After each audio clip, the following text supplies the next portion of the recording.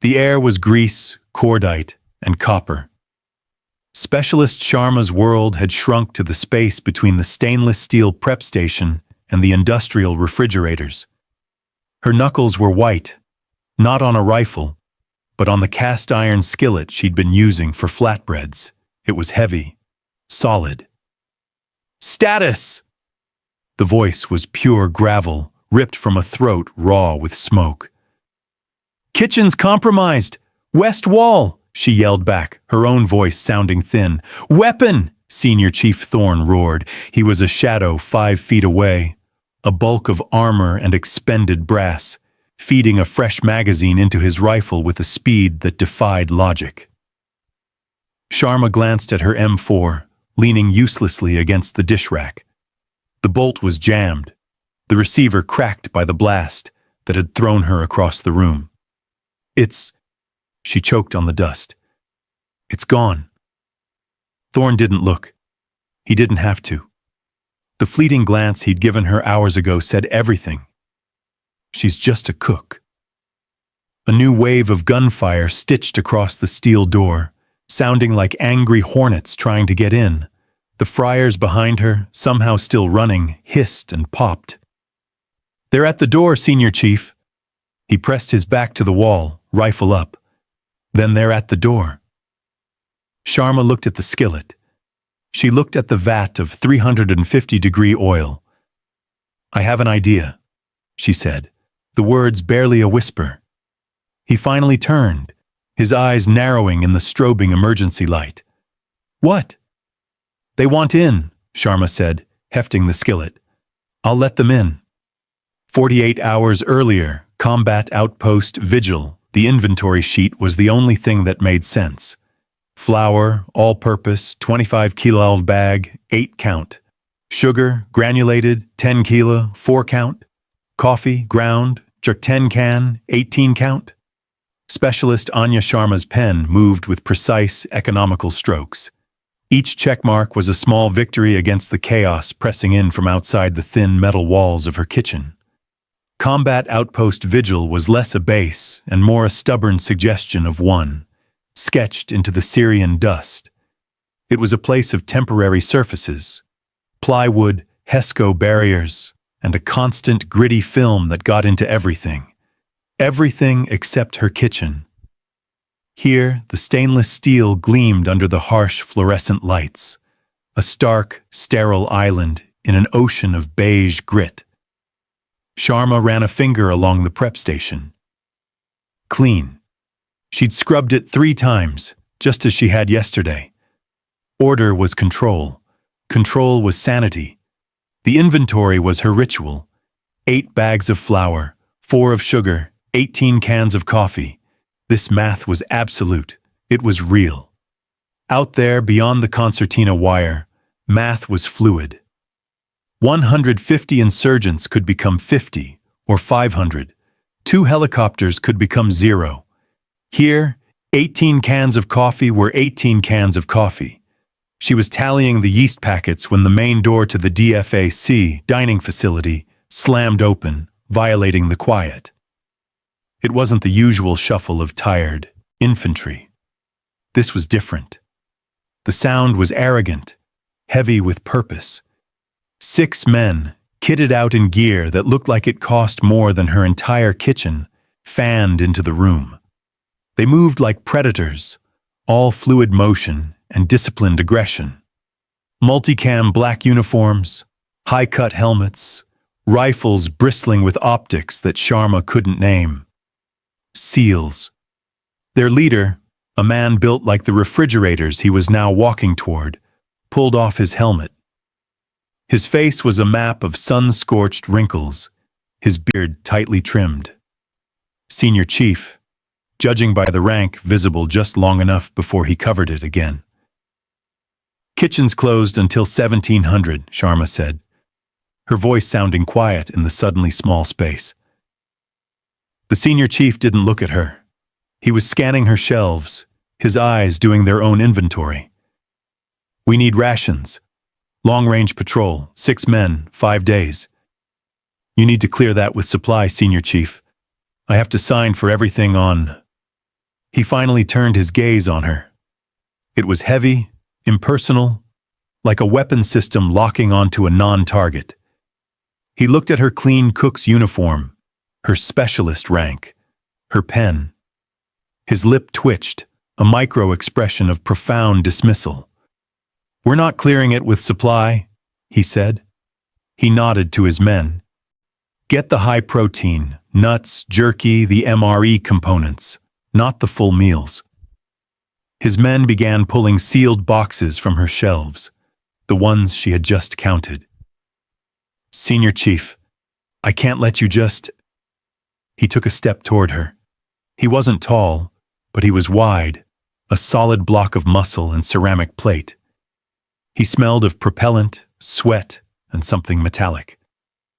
"Specialist," he said, and the word specialist sounded like an insult. "We have real work to do. You have this." He gestured vaguely at her kitchen. "We take what we need to do our job. You write it down after we leave. That's your job. Understood?" Sharma's jaw tightened. She felt the familiar hot flush of shame. "He's right. He's a warrior. I'm a clerk who cooks." She said nothing. The silence was her only defense. The men were efficient. They knew exactly what they wanted, tearing open her neatly organized boxes to field strip the MREs, leaving piles of discarded cardboard and plastic wrappers on her clean floor. They took the jerky. They took the peanut butter. They took 18 cans of coffee. My count. The senior chief watched her watch them. He seemed to enjoy her quiet, impotent fury. "You're low on vacuum-sealed flatbread," he noted, kicking an empty box. "We were, until the last convoy was hit," Sharma said, the words sharp. "We're on hardtack until Tuesday." The senior chief almost smiled. "Right." He pulled his helmet back on, the Velcro ripping through the quiet. He turned to leave, his men following, their packs now bulging. "Hey, Reaper," one of them called to him. "She looks pissed." The senior chief paused at the door, looking back at her. Sharma met his gaze, refusing to look away. "She's just a cook," he said, not to her, but to his man. "It doesn't matter." They were gone. Sharma stood in the wreckage of her inventory. Dust, stirred by their boots, was already settling on the steel. Grit, everywhere. He hadn't wiped his boots. He saw the sign. He just didn't care. She looked at the empty space on the shelf. 18 cans of coffee. Gone. She picked up her clipboard. Her hand was shaking just slightly. She crossed out 18 and wrote a 0. The math was broken. Anya Sharma took a deep breath, tasting the dust they had left behind. She picked up her broom. Order had to be restored. It was the only way she knew how to fight. By 1400 hours, the sky had turned a sickly yellow. Sharma was prepping vegetables for the evening meal. Her knife work a steady, rhythmic thwack, thwack, thwack against the cutting board. It was a lie. The rhythm was forced. Her real attention was outside. The wind had started an hour ago, a low moan that vibrated the metal walls of the DFIC. It wasn't a normal wind. It carried a charge, an electric tension that made the hairs on her arms stand up. She paused her knife, wiping her hands on her apron. The kitchen, usually her sanctuary, felt like a tin can about to be crushed. The lights flickered. Once. Twice. They held, but at a dimmer, strained capacity as the generators fought the encroaching dust. Through the reinforced plexiglass of the door, the world was vanishing. The perimeter fence, usually a sharp, menacing line, was now a smudge. The sky wasn't just yellow anymore. It was a deep, angry ochre, boiling with cloud and sand. A haboob. Sharma hated them. They were the opposite of her precise, ordered world. They were chaos given form, a force that respected no boundary, no sterilization protocol. The fine dust would find its way through every vent, under every door seal. For the next day, everything she cooked would have grit. She went to the main door to check the seals, pushing her shoulder against the heavy steel. The wind screamed in protest, a physical weight pressing back. She could smell it now, even through the seals, ozone and iron, the taste of hot metal. She was about to turn back to her onions when she saw them. Through the haze, two figures were moving from the small plywood structure that served as the TOC, Tactical Operations Center, toward the mess hall. They weren't walking. They were leaning into the wind, shoulders hunched. Captain Hayes, the cop commander, and Senior Chief Thorne. They weren't heading for the main door.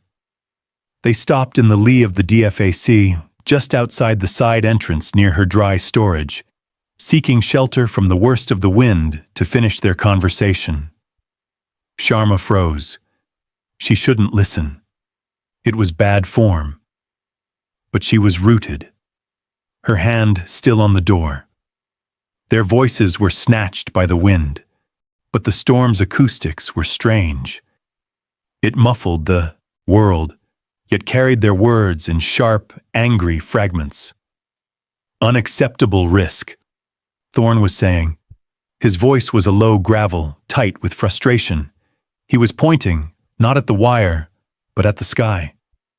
Senior Chief, I've seen storms, Hayes replied. His voice was higher, strained. He was trying to sound casual, but the wind stole the authority from his words. It'll ground them just like it grounds us. No, it grounds us, Thorne snapped. It grounds our air. It grounds our QRF. They don't need air. A long pause. Sharma held her breath.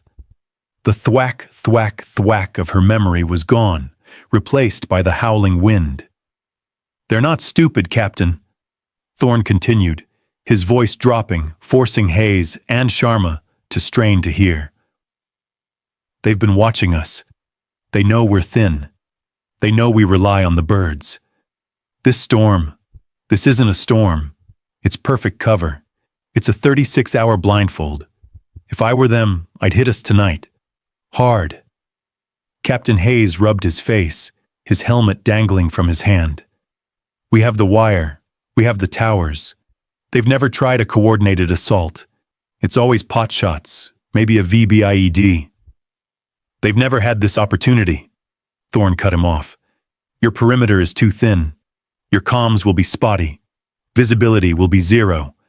This is a textbook setup for an overrun. Overrun. The word hung in the air, heavy and cold. I appreciate your perspective, Senior Chief, Hayes said stiffly. He was pulling rank with his tone. But Cop Vigil has held for 2 years. We'll be fine. We'll double the watch. Now, if you'll excuse me, I have to check the SATCOM. Hayes turned and plunged back into the thickening yellow fog, a man retreating. Thorne remained for a moment. He didn't move. He stood with his back to Sharma, helmet in hand, and just looked out into the wall of sand. He was utterly still. Sharma felt a cold dread creep up from her stomach, colder than the walk-in freezer. He sounds afraid. The thought was a shock, a seal. The man who had dismissed her like she was furniture. The man who was the apex predator of this entire base. Afraid. His fear didn't comfort her. It terrified her. If he was scared, the math was wrong. The order was a lie. 18 cans of coffee didn't matter. He slammed his helmet back on his head with a single violent motion and strode away, disappearing into the grit, moving toward the perimeter. Sharma backed away from the door. The kitchen felt different. The steel was cold. The hiss of the gas burners sounded fragile. She looked at the carrots, half chopped on the board. A simple physical task. She picked up the knife, but her hand was unsteady. The precise thwack was gone. The storm hit the wall with a sudden deafening roar. The building shuddered. The world outside didn't just vanish. It was erased. The lights went out. For 3 long seconds, there was only the sound of the wind screaming and the absolute suffocating dark. Then the emergency batteries kicked in, bathing the kitchen in a weak, red glow. Sharma stood in the red light, knife in hand, staring at the door. The math was gone. The storm was here, and it was bringing something with it. For an hour, the only sound was the storm. The wind was a physical force, a constant screaming pressure that tried to peel the roof off the DFAC. The red emergency lights cast long, bloody shadows that danced with the building's vibrations. Sharma had abandoned her prep. She sat on a low stool, her M4 rifle across her lap. It felt alien, a piece of cold, useless metal. She was a cook. She was trained. Yes, every soldier was trained. But her primary weapon was a whisk, not a rifle. Her assistant, PFC Evans, a kid barely 19, was trying to make coffee on a butane burner. "It's gonna be a long night, specialist," he said, his voice trying too hard for casual. "Just keep the water hot, Evans." The base-wide klaxon was so loud, it felt like a punch. It was a sound she had only heard in drills, a synthesized, frantic whoop, whoop, whoop that meant this is not a drill. Evans dropped the coffee pot. Before Sharma could even stand, the sound of the first impact reached them. It wasn't the crack of a rifle.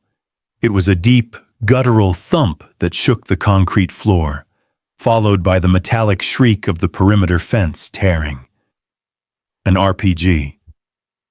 "Get your kit," Sharma said, her voice a stranger. She was surprised it worked. "Specialist?" "Get your kit, Evans, now!"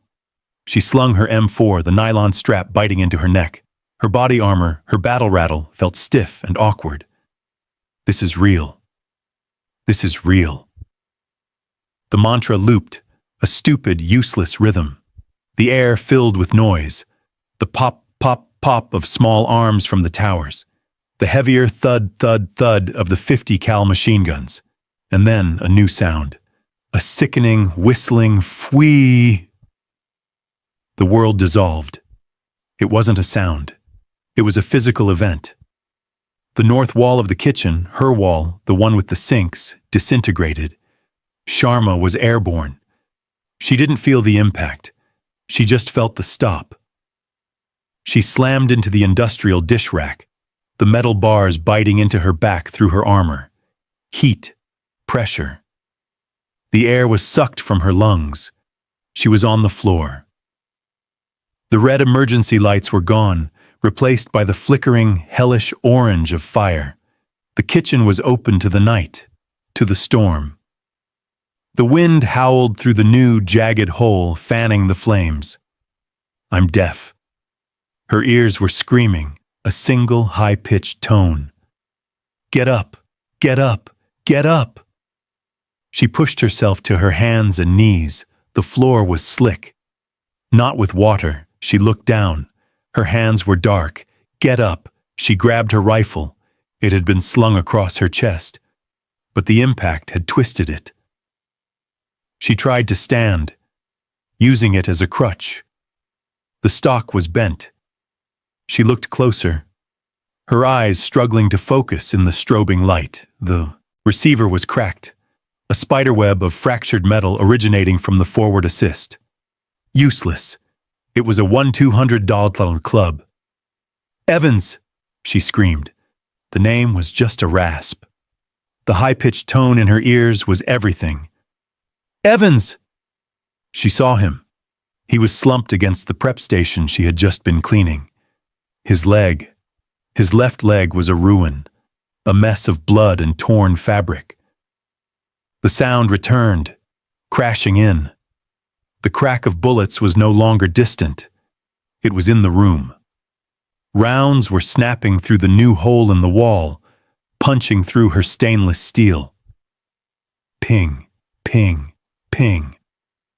They weren't just attacking the wire. They were in. Sharma crab walked backward, dragging her useless rifle. She scrambled behind the bulk of the industrial freezer. Cover, not concealment. The training words came back, hollow and ironic. She looked at Evans.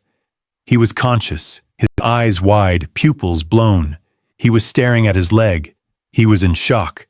The gap between the drill and the reality. The drill said, seek cover, return fire, assess the casualty. The reality was, my cover is a freezer, my weapon is broken, the casualty is bleeding out, and I am going to die. She wasn't a soldier. She wasn't even a person.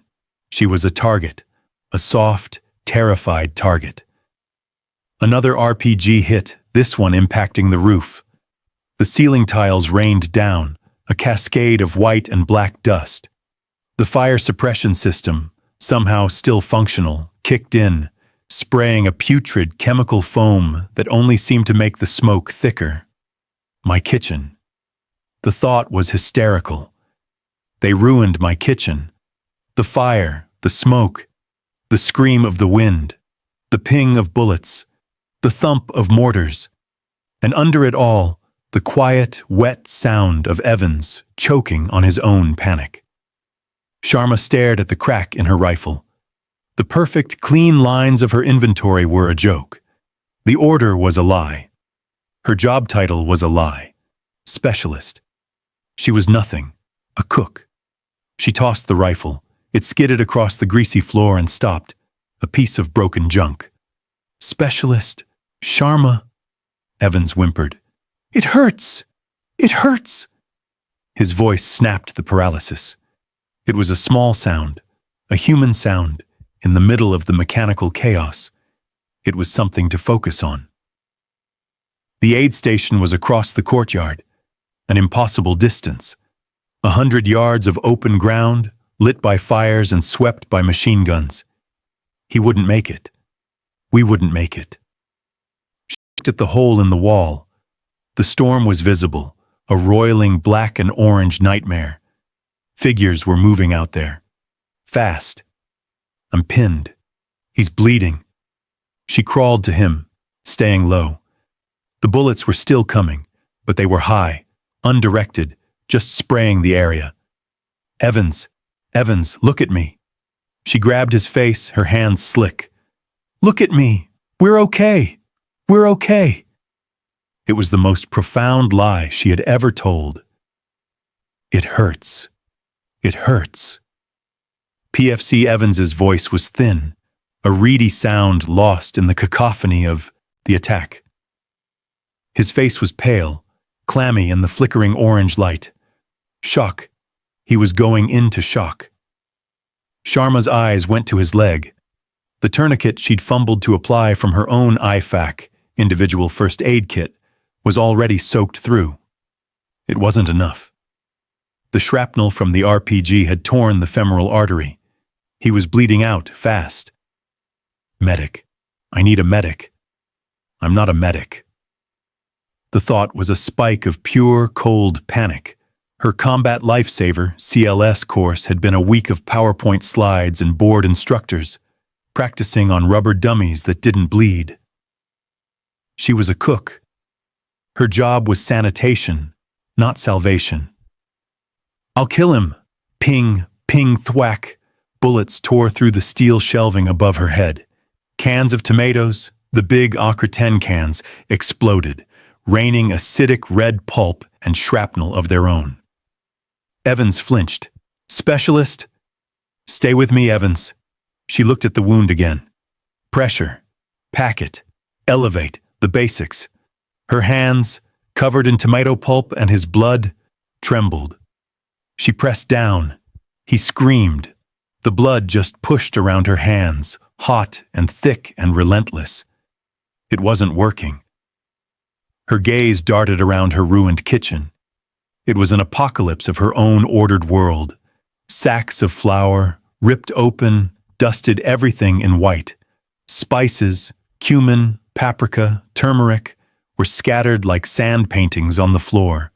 Her inventory, her goddamn inventory. What do I have? The question was automatic, the ingrained reflex of 1,000 truck day unloads. Flour, 8 count, sugar, 4 count, sugar.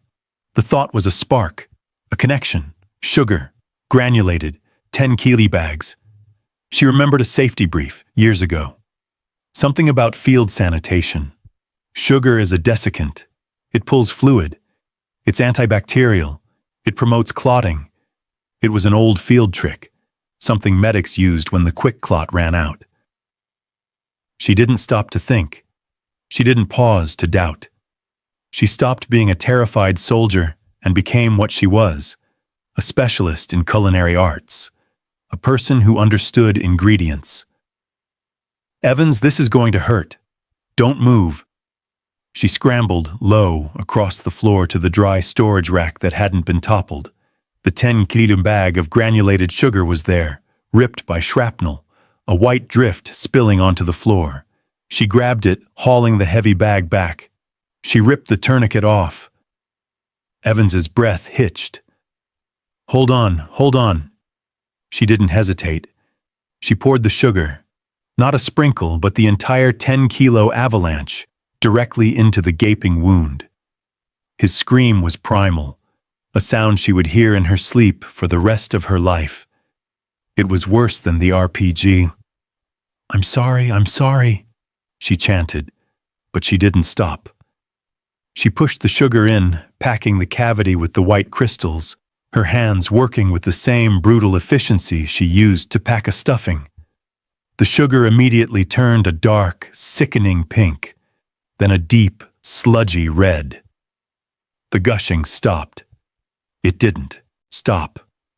It slowed. It slowed to a thick, manageable ooze. The sugar was forming a grotesque, crystalline paste with his blood. It was working. Pressure. Now I need pressure. She looked around. Her apron? No, too flimsy. The canvas cover for the dough proofer? Too big. Her eyes landed on the plastic-wrapped dispenser, the industrial-sized 18-inch roll. Sterile, airtight, strong. She grabbed it. Crawling back to Evans, she started wrapping. And wrapping, and wrapping, she pulled the plastic taut, circling his thigh, his hip, binding the sugar-packed wound like a mummy. She used the entire roll, layer upon layer, creating a transparent, hermetic seal. It was a perfect, improvised pressure dressing. Evans had passed out. Good. She checked his pulse. It was thready, weak as a whisper, but it was there. He's alive. Sharma sat back on her heels. Her hands were caked in a sticky, grotesque mixture of blood, sugar, and tomato. She was breathing in ragged gasps. She looked at what she had done. It was brutal. It was unsterile. It was something no medic would ever do. But it worked. Her knowledge hadn't been useless. The inventory in her head, the chemical properties of her ingredients. It wasn't just cook stuff. It was knowledge, and it had just saved a life. The realization didn't feel like a victory. It felt heavy. The gunfire outside had changed. It was closer. The pop, pop, pop was being answered by the heavier, throatier chug, chug, chug of a different weapon system. A Russian-made RPK, maybe? The kitchen door, the one that led to the main courtyard, the one the SEALs had used, burst open. Sharma didn't even have time to scream. She grabbed the first thing she could find, a heavy cast-iron skillet. A figure filled the doorway, silhouetted against the storm and the fires. The figure was huge, a monster of gear and purpose. It was Senior Chief Thorne. He was alone. His rifle was up. His eyes, visible through the grit on his face, were frantic. He swept the room, saw the hole in the wall, the body of Evans, and then her, a woman covered in blood and flour, holding a frying pan. His gaze lingered on her, just for a second. The dismissal was still there, but now it was mixed with pure animal confusion. "Status!" he roared over the wind. "Kitchen's compromised," she yelled back. "Evans is hit! My rifle's broken!" Thorne grunted. He stepped inside, letting the door slam shut. "Good. Good? You're alive," he said, not looking at her. He was already moving, checking the door's bar, his eyes scanning the destroyed room. And this is the only room on the north side that still has 4 walls. He was right. Her kitchen, her sanctuary, was now a bunker. Thorne moved with a violent economy. He slammed the heavy steel bar down on the door he'd entered, securing it. He wasn't sheltering. He was occupying. "Radio," he barked at Sharma.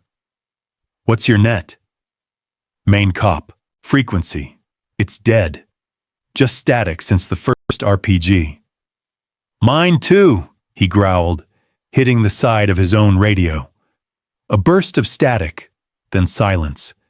He ripped the hand mic off his shoulder and threw it. "Comms are down. They're jamming us." He stalked the room, his boots crunching on spilled sugar and broken tile. He was a creature of absolute forward momentum, and for the first time, Sharma saw him checked. He was cut off. Alone. He kicked a toppled bag of rice. "This is a kill box," he muttered, assessing the breach in the north wall. "They'll pour in here. We need to move. Toka." "The courtyard's a death sentence," Sharma said. The words came out flat. "Not the courtyard. The service tunnel." He looked at her. "There's a tunnel. Connects the DFAC to the talk basement. For supplies. Where is it?" "Dry storage," Sharma said, pointing. "But it's not a tunnel. It's a crawl space for pipes. And the breach is in the kitchen." He cut her off, his patience gone. "This room. Where's the other breach?" "There isn't one. The RPG hit this room. The dry storage is... It's just..." He was already moving, pushing past her. He kicked open the swinging door to the dry storage area. The room was intact. Dark, but intact. The only light was the red emergency bulb from the main kitchen casting long shadows. He unclipped the flashlight from his helmet, its beam a sudden sharp white cone. He scanned the walls. "Where?" Sharma followed, her bare hands feeling useless. The skillet was back on the floor. "There." She pointed to a square metal panel, low on the far wall, bolted shut. "It's not for people. It's for plumbing." Thorne was already at the panel, checking the bolts. "It'll fit one. We can get to the tow C, get on the hard line, coordinate the defense." He looked back at her, his calculation cold. "You stay here. Barricade this door. Keep your head down." "Stay here?" "You're a non-combatant. I'm a specialist in the U.S. Army, Senior Chief." "Your rifle is broken," he snapped, as if that ended the argument. "And you're alone. You don't know the layout. I do." He stopped, his hand on the first bolt. He turned, slowly. The beam of his flashlight hit her, pinning her in its glare, momentarily blinding her. She didn't flinch. "The layout?" he scoffed. "It's a kitchen." "It's my kitchen," she said, the words surprising her with their venom. "You think that's the only way to the talk? That crawl space? It's a 300-meter tube. You'll get lost. Or stuck." "It's a straight line, specialist." "It's not. It forks. One branch goes to the generator, the other to the toks. The generator room is probably on fire. You take that turn, you'll cook." His light stayed on her face. He was assessing, recalculating. The machine-like brain behind his eyes was processing a new, unwelcome variable. He needs me. The realization was a jolt, as sharp as the RPG blast. The power dynamic, so absolute, just hours ago, had fractured, He hates it, but he needs me. And you know the way? He asked. His voice was flat. I know every pipe, every valve. I know this building. She paused, then added, There's another way, faster. He lowered the light. Where? My office. Your office? The one you didn't see when you were taking my coffee. She pushed past him, her shoulder almost brushing his armor. She was moving on adrenaline and a sudden bright burning anger. She led him back into the main kitchen, to a small closet-sized room she used for paperwork. This? He said, his disbelief clear. She ignored him. She kicked aside a bag of spilled lentils and pulled a metal filing cabinet away from the wall. Behind it, almost invisible, was a comms panel, and beside it, a single old-school beige telephone, a landline. It's shielded, she said, picking up the receiver. Cat 5. Runs in the same concrete conduit as the emergency power. It's not on the main grid. It's an analog hardline, a God phone. She held the receiver out. There was a dial tone, a faint, clear, beautiful beep. Thorne stared at the phone. He stared at her. The arrogance that had defined him was gone, replaced by a raw, naked calculation. He didn't understand how she knew this. He just knew that it was. He grabbed the receiver from her hand, his rough, gloved fingers brushing her skin. He didn't say, thank you. He didn't acknowledge her at all. He just punched the 3-digit number for the TOC. This is Reaper, he barked into the phone. This is Senior Chief Thorne, Alpha Platoon. I am in the DFAC. Give me a sitrep. Now. He listened, his face a mask of stone. Sharma watched him. She could hear the tinny, panicked voice on the other end, screaming through the receiver. Say again? Thorne said, his voice dropping. Who is CIC? He listened, his eyes closed. Just for a second. Copy, he said. His voice was dead. Copy all. He hung up the phone, placing it carefully back in its cradle. What is it? Sharma asked. What's the sitrep? Thorne looked at her. He didn't see a cook. He didn't see a specialist. He just saw the only other friendly left in the room. The sitrep, he said, his voice hoarse. Is that the breach in the dry storage isn't the one I was looking for? What do you mean? I mean the enemy is in the dry storage. They've been using that crawl space. They're coming from the tokes. They're in the walls. The swinging door to the dry storage, which Thorne had left open, creaked. A shadow moved in the darkness of the pantry.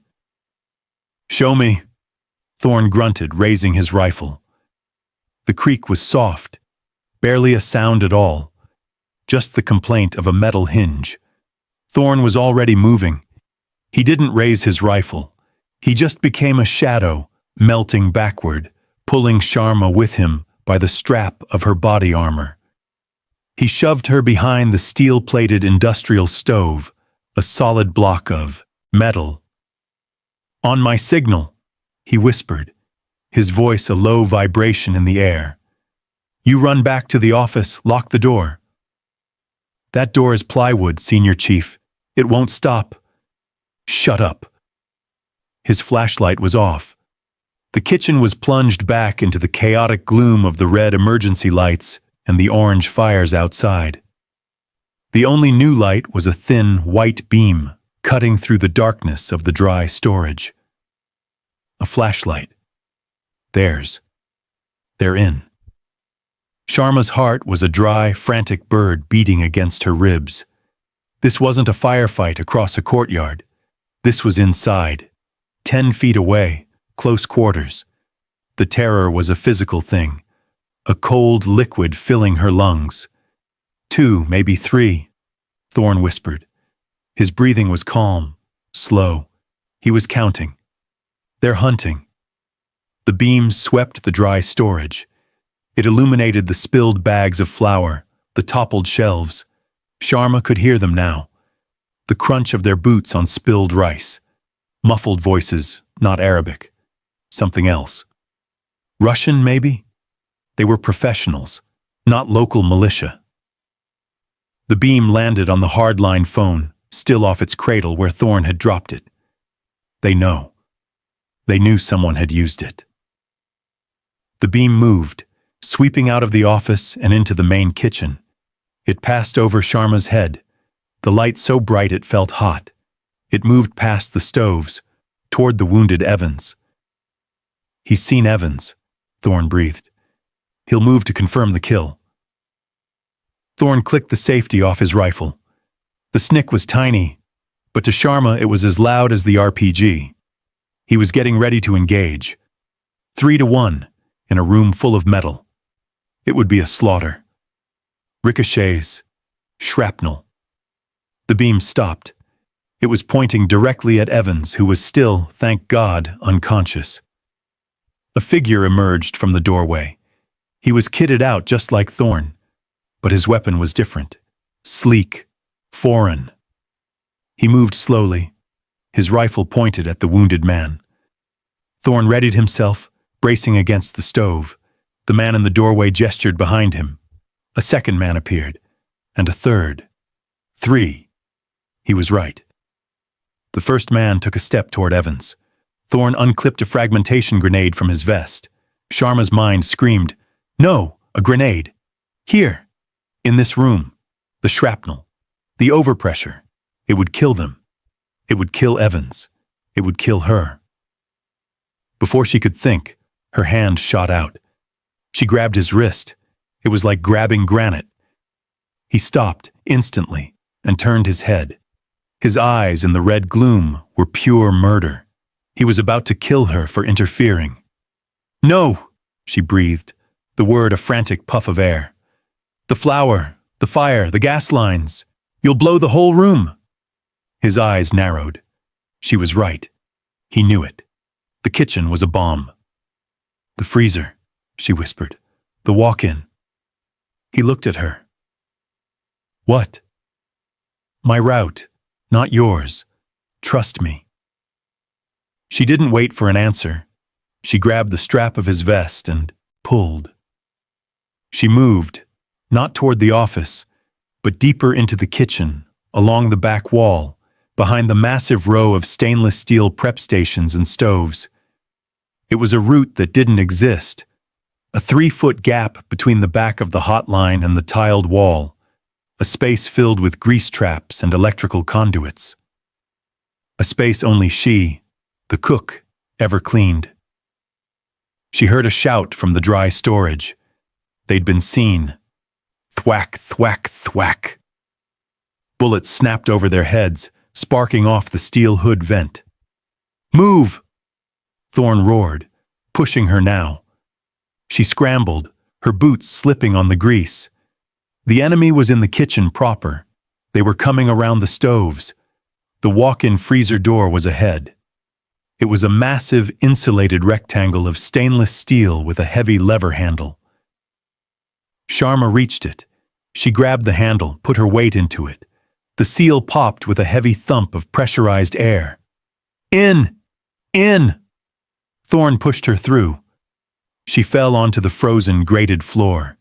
He plunged in after her, his big frame filling the doorway. He grabbed the inside handle and pulled. The heavy door slammed shut.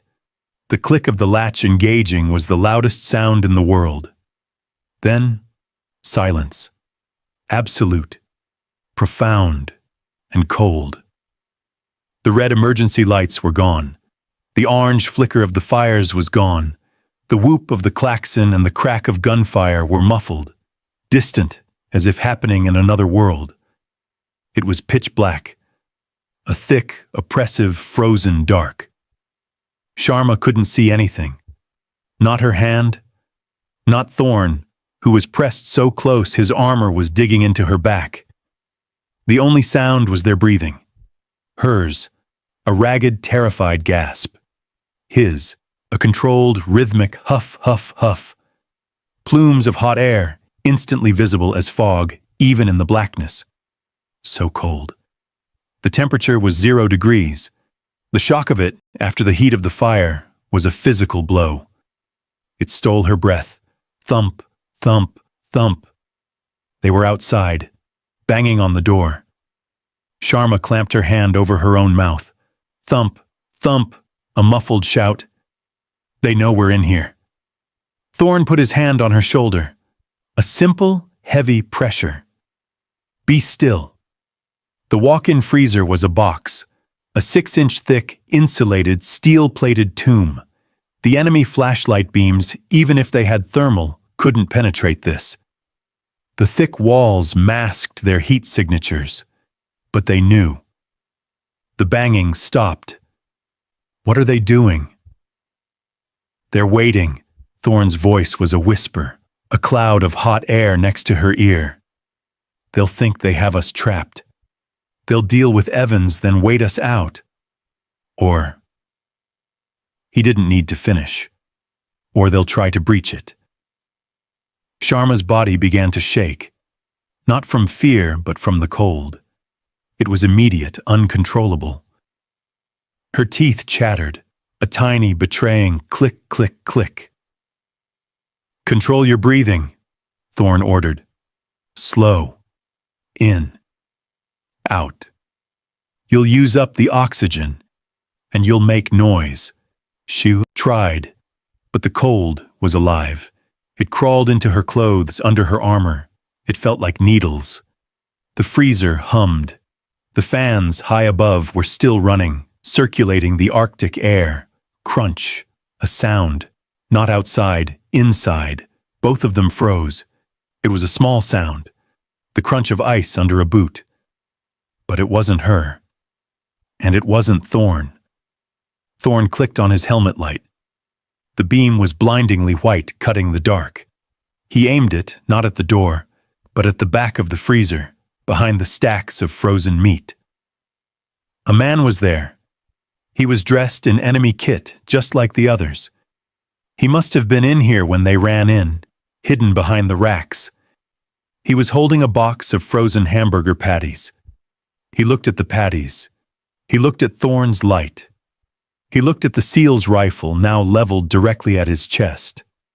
The man, slowly, raised his hands. He was still holding the box of burgers. The white beam of Thorn's light froze the man. His eyes were wide, pupils shrunk to pinpricks. He was young. The box of hamburger patties was held in front of him like a shield. Thorn didn't speak. He shifted his rifle just slightly, so the light was on the man's chest, but his barrel was aimed at his head. Drop it. Thorn's voice was quiet. Dead. The man's eyes flicked to Sharma, then back to Thorn. He seemed to understand this was a different kind of soldier. He slowly lowered the box. Knees, Thorn commanded. The man knelt. Thorn took one step forward. In a single, fluid motion, he slung his rifle, drew his sidearm, and stepped in. The SIG P226 had a suppressor. The sound was not a bang. It was a dull, pneumatic thwump, thwump. 2 rounds, center mass. The man just folded. He collapsed onto the box of frozen meat. No sound, no fanfare, just an exhale. Sharma's stomach revolted. She clamped her hand over her mouth, a gag rising, tasting of bile and cold air. It was so fast, so impersonal, like putting down a sick animal. Thorn didn't look at her. He didn't seem to breathe. He was already holstering his sidearm, grabbing his rifle, moving to the freezer door. He'd killed a man, and his heart rate hadn't even risen. He pressed his ear to the thick, insulated steel. They're still there, he whispered. His breath was a white cloud. 2 of them. Waiting. We'll freeze, Sharma whispered back, her teeth chattering so hard it hurt. Oxygen. How long? Not long. He was checking his magazines. Click, snap. They know we're in here. They think they have us. They're waiting for us to make the move. So what's the move? The move is, I open the door. He checked the pin on a flashbang. I go right. I throw this left. They'll be focused on the door. It's a fatal funnel. They have the advantage. But they won't expect the aggression. He looked at her, and the dismissal was back. But now it was different.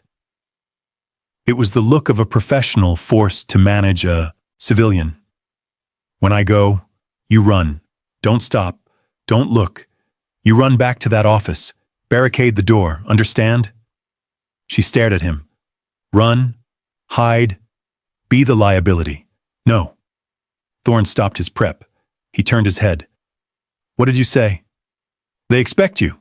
They're waiting for the seal to come out. All guns, all flashbangs. They're ready for that. This isn't a discussion, specialist.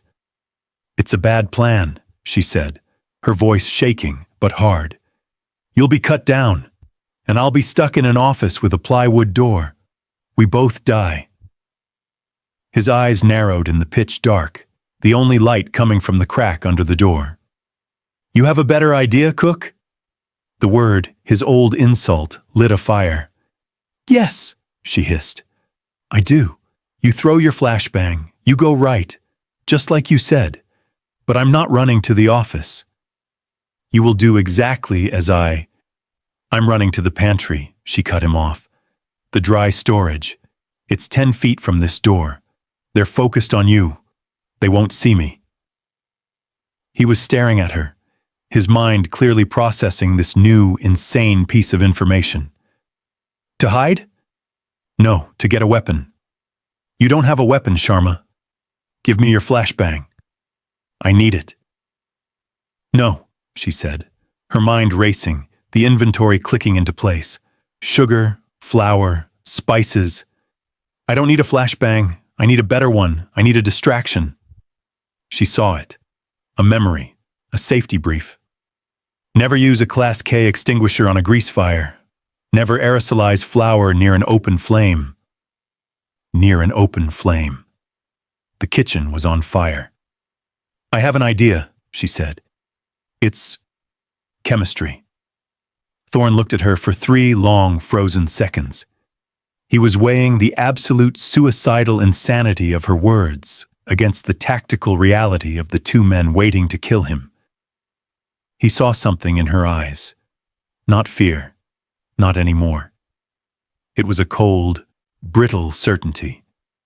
The same certainty she had when she counted her inventory. What do you need? He finally grunted. The bag of flour, the big one in the pantry. And I need an ignition source. The kitchen's on fire, specialist. Exactly. Cover me. Just get me to the pantry. He didn't agree. He didn't disagree. He just turned back to the door. He ripped the flashbang from his vest. Stay on my left, he said. On my 6. Do not get in front of me. I breach. I go right. You break left. You have 2 seconds. 2. Then I'm moving. He grabbed the lever handle. 1. Sharma's world compressed. The cold, the body behind her, the fear, it all evaporated. 2. Thorne kicked the door. The pop of the seal was deafening. He was through, a blur of motion. Grenade! He roared, throwing the flashbang hard to the left. Whump! A blinding white light, a concussive, deafening crack. Sharma moved. She wasn't running. She was sprinting. She burst from the freezer, her boots sliding on the greasy floor. Thorne was on the right, his rifle barking. Thug, thug, thug, spitting brass. The enemy was disoriented. One was down. The other was firing blind, his rounds stitching the ceiling. Sharma ignored him. She ran left. The pantry, the open door. She dove, sliding on her chest plate, through the doorway. She was in. She scrambled to her feet in the dark. Her eyes landed on it. The 25 kilos bag of all-purpose flour, ripped open by shrapnel, a white mountain on the floor. She heard Thorne's rifle stop. A click. He was empty. Sharma! He roared. She grabbed the heavy bag. It was almost too much. She hauled it, dragging it. She looked out. Thorn had his sidearm out, backing toward her, firing. The second man was advancing, his rifle up. He thinks I'm crazy, she thought, her lungs burning. He thinks I'm going to bake for them? She stepped out of the pantry, dragging the bag, her small body shielded by the steel doorframe. "Senior Chief!" she yelled. "The fire! Get him near the fire!" Thorn looked at her. He saw the bag of flour. He looked at the fire, still burning from the RPG blast. His eyes widened. He understands. Thorn understood. It wasn't a tactical comprehension. It was a primal, physics-based realization. Flour, air, ignition. He didn't pause. He gave her a target. "Now!" he roared, firing 2 rounds from his sidearm at the advancing enemy, not to kill, but to draw. The man flinched, instinctively turning his rifle toward Thorn, exposing his side to the main kitchen. He was moving, just as Sharma had wanted, right into the kill zone, 5 feet from the burning wreckage of the north wall. Thorn dove for cover behind the steel freezer door. "Specialist, light it!" Sharma didn't need to be told. She wasn't a soldier throwing a grenade. She was a baker dusting a countertop, but on a macro, violent scale. With a strength she didn't know she possessed, she heaved the 25-kilogram bag. She didn't just pour it. She threw it, end over end, aiming for the spot between the man and the fire. The bag hit the floor, burst open, and sent a massive, opaque cloud of fine, aerosolized powder into the air. For a single, silent, beautiful microsecond, the world was a whiteout. A blizzard of pure, refined flour obscuring everything. Then the cloud hit the flames. The physics were instantaneous. A dust explosion. The whoomph was not a bang. It was a deep, guttural, consuming sound. A rapid fuel-air detonation. A fireball, a massive, rolling, orange and white globe of fire, erupted in the center of the kitchen, instantly sucking the oxygen from the room.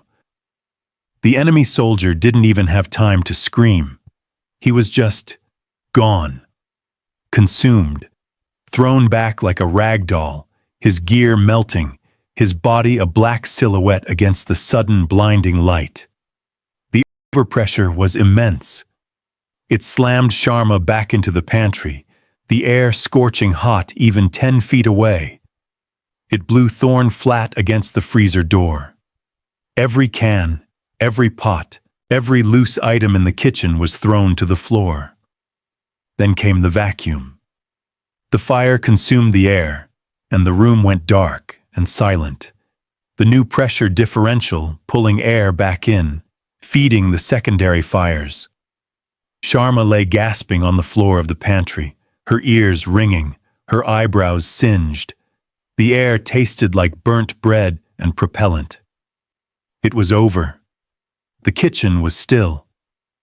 The only sounds were the hiss of small fires and the drip, drip, drip of a broken water line. Thorn got to his feet. He was slow. He was checking himself. He was okay. He looked at the spot where the man had been. There was almost nothing left. He turned and looked at her. He walked over, his boots crunching through the now settled blackened flour. He stood over her, his face a mask of soot and pure, unadulterated shock. "How?" he started, his voice a raw rasp. "Kitchen safety brief," Sharma whispered, her throat raw. "Dust. Explosive." He stared at her for a second longer. He didn't say, "Good job." He didn't say, "Thank you." He just held out his hand. She took it. He hauled her to her feet as if she weighed nothing. "The phone." He grunted, already moving, his tactical brain re-engaged. Before they figure out what that was. They ran, not to the main kitchen, but through the dry storage to her small, protected office. The beige phone was still there, a bizarre relic in the middle of the war zone. Thorn grabbed the receiver, punched the number for the TOC. Sharma leaned against the doorframe, her legs feeling like water. "This is Reaper," he yelled. "I'm in the DFAC. The internal breach is neutralized. Give me a sit rep. Who is in command?" He listened. Sharma watched his face. This was the moment, the small victory. They had held the kitchen. They had killed the internal team. Now they would link up. But Thorn's face wasn't relieved. It was tightening. His knuckles, gripping the plastic receiver, were white. "Say that again," he said, his voice dropping, all the command gone, replaced by something cold. He was quiet for a long time. Sharma could hear the tinny, screaming voice on the other end, even from where she stood. "Multiple breaches. Wires gone. North Tower is down." "Where?" Thorn interrupted, his voice a blade. "Where is Alpha Platoon?" Another pause. "What do you mean, pinned?" he demanded. "Pinned where?" He listened, and Sharma watched the senior chief, the apex predator, break. His face didn't crumple. He didn't cry, but his eyes, they went dead. The light just switched off. He leaned his helmeted head against the steel filing cabinet. "Son," he said into the phone, his voice suddenly old. "What?" "What was their last transmission?" Verbatim. He listened. His body went rigid. "Copy," he said. The word was empty. "Copy. Hold your positions. Reaper out." He didn't hang up the phone. He just let it fall from his hand. It swung on its cord, thud-thud-thudding against the metal cabinet, the frantic voice from the talk still faintly audible. "Senior Chief?" Sharma said, her voice small. "Thorn? What is it? What's the sitrep?" "The sitrep," Thorn said, his voice hollow, not looking at her. "Is that Captain Hayes is dead. The TOC is being overrun from the east. The perimeter is gone." "And your team?" she asked, already knowing. "Alpha Platoon?" He turned to look at her. His eyes were 1,000 yards away, staring at something she couldn't see. My team is on the west perimeter, pinned. They're calling danger close on their own position." Sharma's breath caught. Danger close. Requesting artillery, air support, anything on top of your own grid square. It wasn't a call for help. It was a last request. A final fuck you to the enemy. It was suicide. To take the enemy with you, his team, the men who had stolen her coffee. They were sacrificing themselves. And Thorn, their leader, the highest-ranking operator on the base, was trapped. He was alone, trapped in a kitchen, with a cook. The thud-thud-thud of the swinging phone was the only sound. The voice from the talk was just tinny, desperate static. Danger close. The words echoed in the small office, a death sentence for Thorn's team, for the whole base. Thorn didn't move. He was a statue of armor and soot, his head pressed against the cold steel of the filing cabinet. The Reaper was gone. In his place was just a man, Marcus, hollowed out, listening to the ghosts of his men. The base was lost. The fight was over. Sharma's mind, however, was sharp.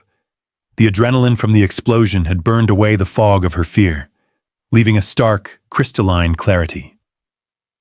The TOC was gone. The perimeter was gone. This office, this kitchen, was the last defensible position. They weren't fighting for the base anymore. They were just fighting to live. The phone thudded against the cabinet. Sharma reached out and placed the receiver back in its cradle, cutting off the voice from the TOCs.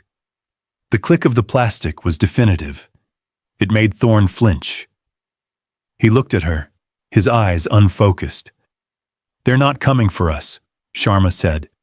It wasn't a question. "The QRF is grounded. The TOC is compromised. We're alone." "Alone," he repeated, The word was flat, empty. They know we're in here, Senior Chief. She was talking, fast, the inventory running in her head again, but this time it wasn't food. It was traps. That explosion, it was a dinner bell. They know someone is in the kitchen. And this kitchen... She looked back at the main room. It's the only route that connects the north and south sides of the base. Now that the courtyard is a kill zone. He was looking at her, but he wasn't processing. He was still on that perimeter with his men. "Thorn," she said, her voice sharp. He blinked. She had used his name. "Marcus, they are coming. Get up." The use of his name, the sharp command from a specialist, seemed to breach his shock. He pushed himself off the cabinet, his movements stiff, automatic. "Right," he grunted. "Right. The door. The main door. We barricade it. The tables." He started to move, his training kicking in. Defend. Fortify. Last stand. He grabbed a heavy stainless steel prep table and started to drag it. The screech of the metal on the tiled floor was agonizing. "No." He stopped, halfway across the room. "No? Specialist. We have to." That's what they expect. Sharma was moving, but not to the door. She was moving to the friars. They'll expect a barricade. They'll use a breach charge. They'll blow it, and us, to pieces. You want to fight them. I want to cook them. He stared at her. She was kneeling by the deep friars, the ones that had, impossibly, survived the blast. They were still plugged in. The emergency generators were still running. She flipped the master switch. The digital display on the first friar, cracked but functional, lit up. 350 degrees. She hit on. The hiss of the heating elements kicking in was a sound of profound menace. "What are you doing?" Thorn said, his voice a low growl of disbelief. "You're the tactical expert, Senior Chief. What's the best way to defend a position?" She didn't wait for an answer. A fatal funnel, a choke point. They expect the main door. They expect the breach in the north wall. They won't expect us to funnel them into the serving line. She pointed. The serving line was a narrow, railed-off corridor, designed for soldiers to shuffle along with their trays. It was the only way from the main seating area to the kitchen proper. "We don't barricade the door," she said, her voice low, intense, the plan forming as she spoke. "We open it. We make it inviting. We grease the floor at the entrance." She grabbed a 20-liter drum of vegetable oil. They breach, they slip. They're funneled into this hallway, right past the hotline. She looked at the friars. The oil inside was already starting to ripple. 350 degrees cuff. "You," she pointed at him. "Take position behind the steel counter. Right there." She pointed to the spot where she served mac and cheese. It was solid steel, a perfect piece of cover. "They'll be in a line. You'll have perfect line of sight. They'll be fish in a barrel." Thorn looked at the serving line. He looked at the friars. He looked at her. His dead eyes flickered. The tactical brain was re-engaging. He was seeing it. The choke point, the enfilade, the trap. "And you?" he asked. "I'm the chef." Sharma grabbed the two largest, deepest cast-iron skillets she owned. They were heavy, solid. "I'll be on the hotline, serving." "This is insane," he muttered. But he was moving. He was dragging the steel table not to the door, but to the position she had indicated, reinforcing his cover. "They think this is a room," Sharma said, her hands busy. She was finding a propane tank from the grill, the spare one. She was finding bags of salt. "This isn't a room. It's a system. My system." She unscrewed the cap on the vegetable oil and began pouring it, thick and golden, onto the floor just inside the main doorway. She created a perfect, nearly invisible 20-square-foot patch of glistening, slick tile. "PFC Evans," Thorne said, suddenly remembering. He was already moving toward the wounded man. "He's stable," Sharma said, not looking up from her work. "I packed him with sugar. He's as good as he can be. Drag him. Get him behind the counter with you." Thorne didn't question the sugar. He just nodded. He hooked his hands under Evans's armpits and began to drag the unconscious soldier to his new nest. Sharma finished with the oil. She went back to the fryers. The digital display read 200 degrees amau. Too slow. She went to the pantry. She came back with 2 immersion circulators, the sous vide machines, high-end gear she'd requisitioned. She plugged them in and dropped them directly into the vats of oil. "What's that?" Thorne asked, settling in, behind his new barricade. He chambered around. "A little help," Sharma said. The oil in the fryers began to churn, heating faster. "We need it boiling." She placed the heavy skillets on the flat-top grill and cranked the gas. The whoosh of the burners ignited. She was done. The traps were set. Sharma took her own position, not behind cover, but in the open, right between the grill and the fryers, shielded only by the stainless steel line. She and Thorne looked at each other across the 20 feet of kitchen.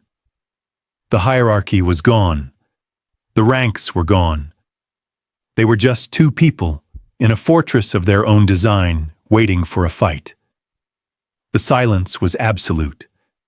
The hissing oil, the pop of the grill heating, the distant, muffled crack of gunfire from a world away. And they waited.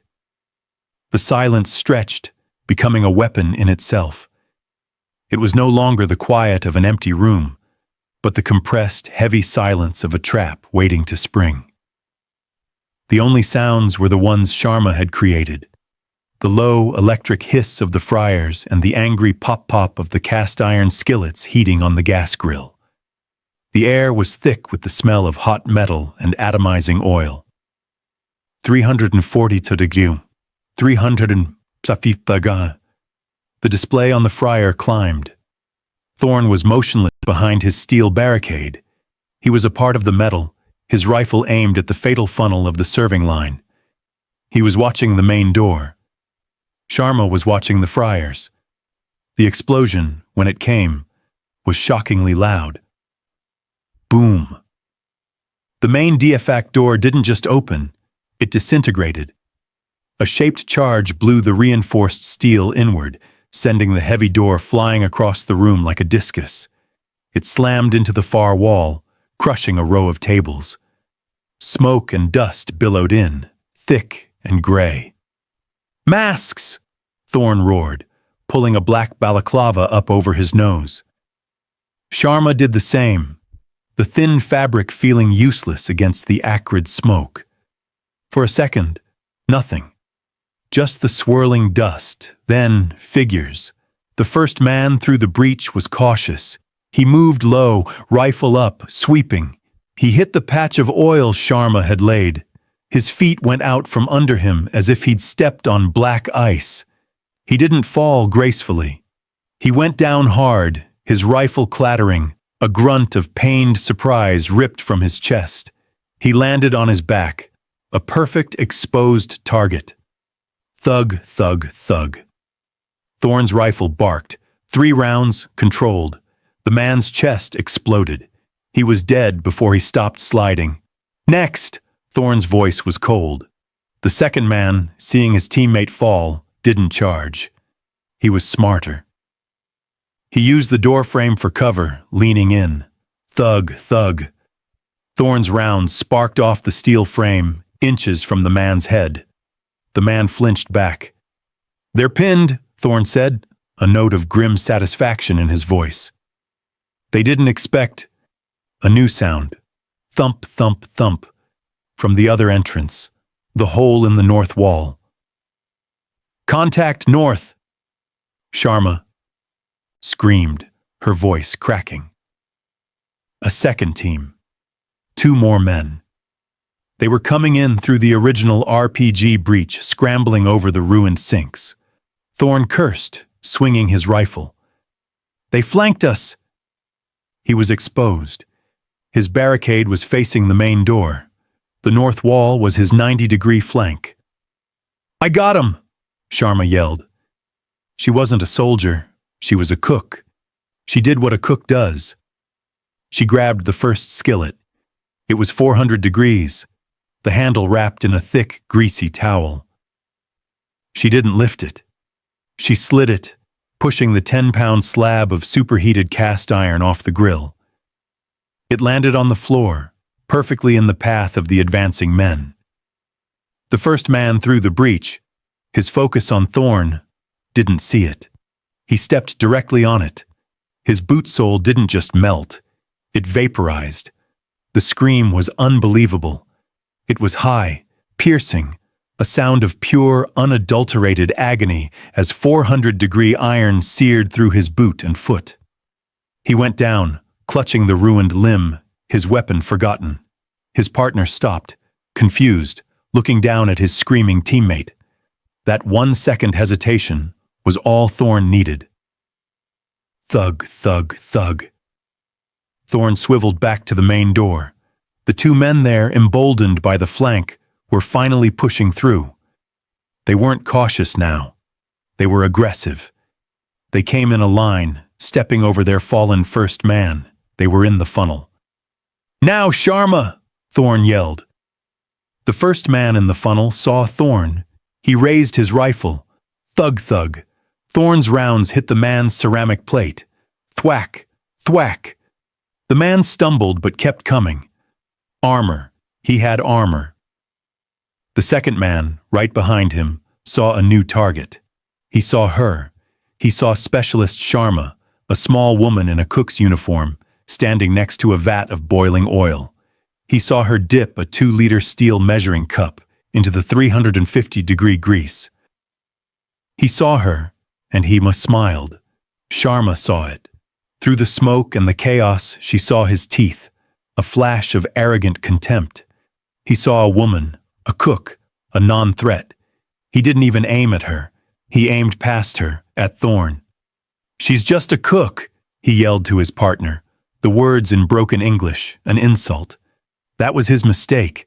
It was the same mistake Thorn had made. "Yes," Sharma whispered, her hands steady. "I am." She didn't throw it at his face. She threw it at his rifle, his hands. The 350-degree oil hit him in a wave. It wasn't like water. It was thick. It stuck. It coated his rifle, his vest, his hands, his arms. His scream was not like the other man's. It was a wet, gurgling shriek as the oil found its way under his collar, inside his gloves. He dropped his rifle, not because he was hit, but because his hands were flash-fried, the skin splitting. He clawed at his own face, his vest, trying to get the burning, clinging liquid off. The other man, the one with the armor, turned, distracted by the scream. Thorn, no longer aiming for the plate, put 2 rounds in his pelvis. The man collapsed, his legs gone. The kitchen was still. Smoke. The smell of burnt oil, burnt flesh, and cordite. The man with the oil was writhing on the floor, screaming. The man with the shattered pelvis was moaning. The man with the burned foot was silent, passed out from the pain. It was a butcher's shop, her butcher's shop. Sharma stood, her chest heaving. The steel measuring cup was still in her hand. It was shaking, violently, the gap between the idea and the reality. The smell, the sound. "Reloading," Thorn said. His voice was just a grunt. Clinical. He was already feeding a fresh magazine into his rifle. He stood up from behind his cover to get a better angle, to finish the man with the broken pelvis. A single shot cracked from the main doorway. Not from the men on the floor. A new shooter. A 5th man. The Overwatch. Thorn grunted. A pained, sharp sound. He didn't fall, but he stumbled, hard, against the steel counter. He looked down at his leg. A dark, blossoming stain was spreading across his thigh. "Senior Chief! I'm hit!" he roared, anger, not pain, in his voice. "Ricochet, or armor spall. I'm hit!" He tried to put weight on it, and his leg buckled. He was down, trapped behind his barricade. Sharma looked at the doorway. The fifth man was out there in the smoke, and he knew exactly where they were. "I'm hit!" Thorn's roar was a sound of pure primal fury.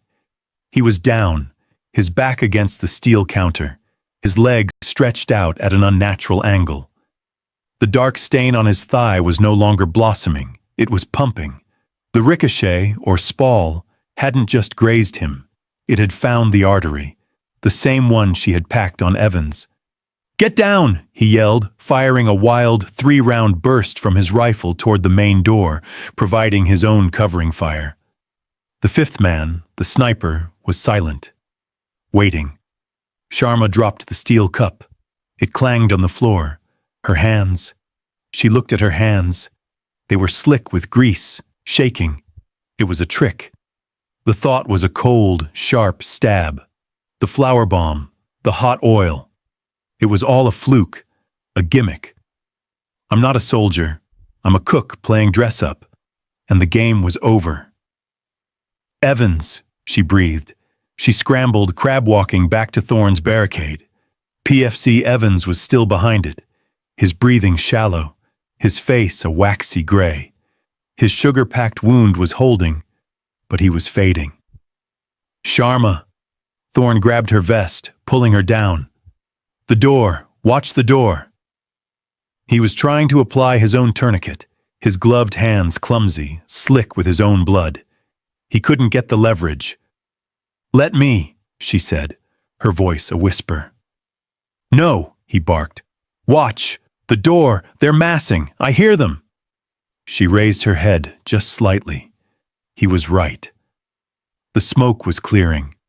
Through the shattered doorway she could see them. Not one, not two. At least 6, maybe more. They weren't rushing. They were stacking, preparing for a methodical, final breach. They had seen what she'd done, and they were adapting. They were bringing explosives. One man was kneeling, placing a small charge on the doorframe itself to bring the whole thing down. "It's over." They're setting charges, Senior Chief." "Of course they are." Thorn grunted, finally wrenching the tourniquet tight. He hissed, his entire body going rigid. The bleeding slowed, but the damage was done. He was pale, his movements sluggish. "My leg is useless," he said, his voice quiet, all the gravel gone. He was stating a fact. "I can't move, I can't flank." He looked at Evans, fading. He looked at Sharma, frozen. It was a fluke.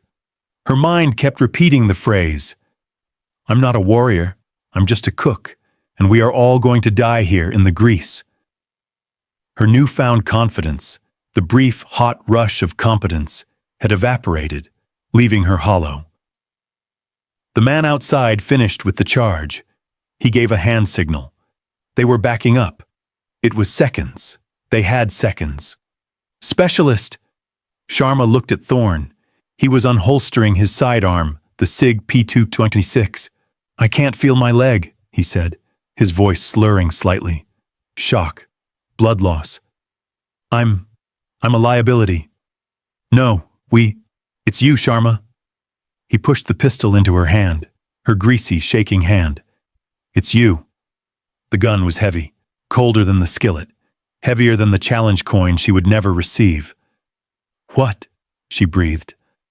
"It's my last mag," he said. His eyes were struggling to focus on her. 15 rounds. Make 'em count. They'll come in. They'll come for me first. The primary threat.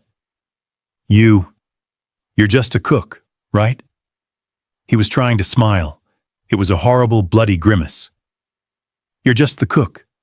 They'll ignore you. Just for a second. That's your window. He was giving her up. He was passing the torch. He was telling her she was the only one left. Her worst, most secret, most profound fear was realized. She was solely responsible, and she had no faith. She was an imposter, and the real soldiers were all dead or dying. I can't, she whimpered. The word was ripped from her. I'm not. Yes, he said, his voice a thread. You are. His hand, which had been gripping her vest, went slack. His eyes rolled back. He passed out. She was alone. Alone with a dying PFC, an unconscious SEAL, and a pistol she hadn't qualified on in over a year. She looked at her M4, still useless, across the room. She looked at the friars, their oil spent. She looked at the pistol in her hand. Last mag. It's just me. It was always just me. She crouched behind the steel counter, her body shaking so hard she could barely hold the pistol. A muffled yell from outside. The charge blew. The entire doorframe, the wall, the ceiling above it, collapsed in a roar of concrete and twisted steel. The world vanished in a cloud of impenetrable, choking white dust. The blast was absolute. It was not a sound. It was the end of sound. The world compressed and then tore itself apart. Sharma was thrown backward, not by shrapnel, but by the sheer sledgehammer force of the overpressure. She flew, untethered, and slammed into the stainless steel dish rack, the same one that had caught her in the first RPG blast a lifetime ago. The impact drove the air from her lungs in a painful final whoosh. She was on the floor, gasping. The pistol, Thorne's pistol, was gone, ripped from her greasy hand, lost in the new debris. Dust. A choking, pulverized concrete dust that was so thick it was a liquid. It filled her mouth, her nose, her eyes. She was blind, deaf. The only sound was the high, thin "aye" of her own overloaded nerves. Get up, get up, get up. The mantra was weak, a fading echo. It's over. I failed. I'm just a cook. Through the ringing in her ears, she heard them. Shouts, muffled, aggressive. Boots, heavy, confident, crunching on her floor. She blinked, her eyes streaming, trying to clear the dust. The world was a nightmare of gray smoke and strobing red emergency light. Figures. At least 3. Maybe 4. They were in. They were past the ruined doorway, fanning out. They were professionals. They ignored the wounded, screaming men from the first wave. They were looking for the primary threat. They saw Thorne. He was still slumped against the barricade, unconscious. A downed operator. A prize. A target. The lead man, a massive shape in the strobing red, barked an order. He raised his rifle, aiming it down at Thorne's head for the execution shot. No. The word was a silent scream in Sharma's skull. No, it wasn't tactics. It wasn't training. It was a possessive primal instinct. You can't have him. He's mine. They're all mine. Evans, Thorne. This was her aid station. This was her kitchen. She scrambled to her knees. Her M4 was gone. The pistol was gone. Her hand, scrabbling for purchase on the greasy floor, brushed something. Not a gun. It was heavy, solid, cast iron, the skillet. The one she'd used to heat-check the first attacker. She grabbed the handle. It was still warm, its weight familiar, centering. She got to her feet, a shadow in the smoke. The lead man heard the movement. He turned. He saw her. He saw a small woman covered in flour and soot, her hair matted with blood and grease. He saw her holding a frying pan. He stopped. His rifle, which had been aimed at Thorne's head, lowered just an inch. He was confused. His partner saw her too, and he laughed. A short, sharp bark of disbelief. "Ona prosto pover," he yelled in Russian. "She's just a cook." The leader didn't laugh. He just dismissed her. He turned back to Thorn, back to the real threat. That was his mistake. It was the same mistake. They always make the same mistake. Sharma's world had shrunk. It was no longer a kitchen. It was the space between her and the man who was about to kill her patient. The pistol was a complex tool. The skillet was simple. Her terror, the imposter syndrome, the feeling of being a fraud, it all coalesced into a single, cold, crystalline point of action. "Status!" a voice roared. Sharma's head snapped. It was Thorn. He was awake. Barely. His eyes were open, slitted, his voice a raw rasp. The explosion had roused him. "Kitchen's compromised, west wall!" she yelled back, her own voice sounding thin, distant. "Weapon!" Thorn roared. He was trying to raise his rifle, but his arm was weak, his leg useless. Sharma looked at her M4 leaning uselessly against the dish rack, 20 feet away. The cracked receiver. She choked on the dust. "It's gone." Thorn didn't look. He didn't have to. The fleeting glance he'd given her hours ago said everything. She's just a cook. The lead soldier, hearing Thorn's voice, made his decision. He would finish the seal. He took a step, leveling his rifle. A new wave of gunfire from outside stitched across the steel counter, forcing the enemy team to duck. Ping, ping, ping. The Rangers. The QRF. It didn't matter. It was a distraction. It bought her a second.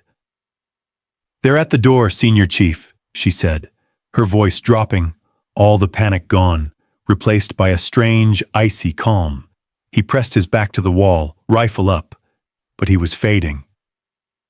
"Then they're at the door." She looked at the skillet in her hand.